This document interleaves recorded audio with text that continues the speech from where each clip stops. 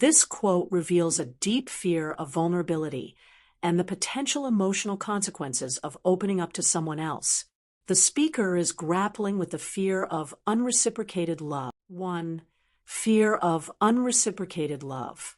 The fear of not being loved as much as you love someone is a common experience in relationships, particularly when you care deeply for someone and feel unsure about how they feel in return. This can create anxiety, as one might feel like they're giving more of themselves without receiving the same in return.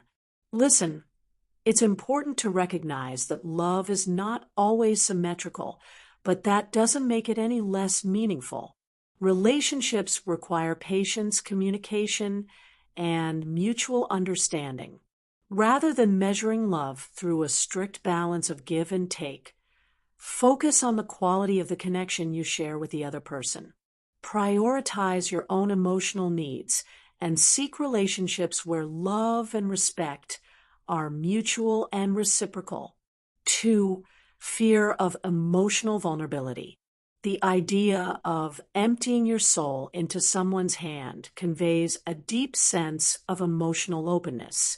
However, the fear of someone mishandling that trust, dropping your heart, so to speak, speaks to the vulnerability that comes with love. Listen, vulnerability is necessary for connection, but it should be exercised wisely. It's essential to develop a sense of self-awareness and discernment about when and how to open up. Trust is built over time, and sharing your emotions should ideally be with someone who demonstrates respect, care, and commitment. Practicing boundaries in relationships is key to protecting yourself while still allowing space for intimacy and love. 3. Fear of emotional damage. The fear of never getting back the emotional parts of yourself that you've given away is deeply rooted in the worry that love and emotional investment could leave permanent scars or irrevocable changes. While love and emotional experiences can certainly change us, they don't necessarily leave us empty or broken. In fact, these experiences often contribute to our growth. It's helpful to understand that healing and growth are part of the human experience. Take time to nurture yourself emotionally and maintain practices, self-care, therapy, journaling that help you process and integrate your emotions. You can always regain a sense of wholeness through self-compassion and healthy boundaries, even after giving much of yourself to others. 4. Fear of losing yourself. The final fear expressed in the quote, of never being the same person after giving so much to someone, reflects a worry that love could reshape you in a way that makes you unrecognizable or less whole. It's important to distinguish between losing yourself and growing through the experience of love. True love should enhance who you are, not erase the essence of your identity. Stay grounded in your core values and passions.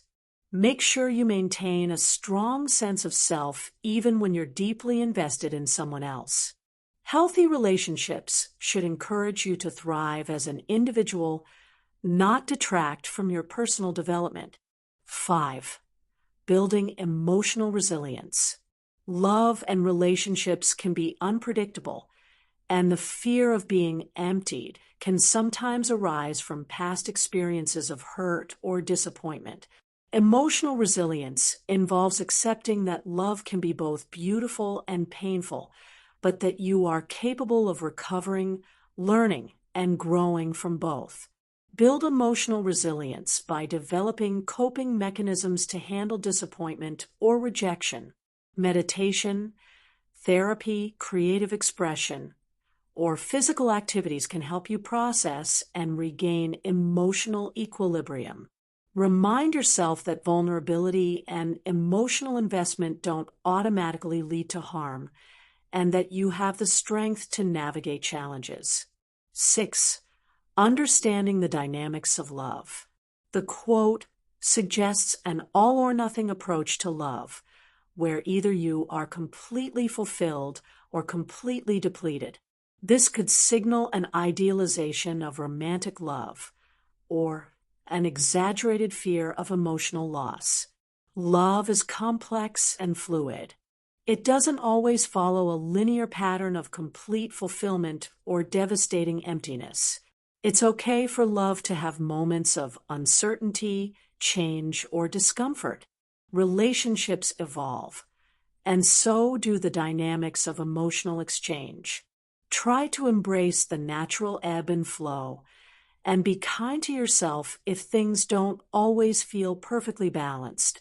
To work through the fears expressed in this quote, it's crucial to cultivate self-love and personal boundaries so that your emotional needs are met, regardless of how others may or may not reciprocate. Recognize that vulnerability is part of connecting with others, but should be approached with discernment.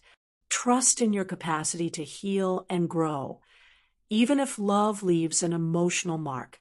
Stay grounded in your identity and values, even as relationships change and evolve. Foster emotional resilience and learn from every experience, knowing that love is not always perfect but can be transformative. By addressing these fears with a balanced approach to vulnerability, self-awareness, and emotional self-care, you can engage in healthier, more fulfilling relationships without sacrificing your sense of self.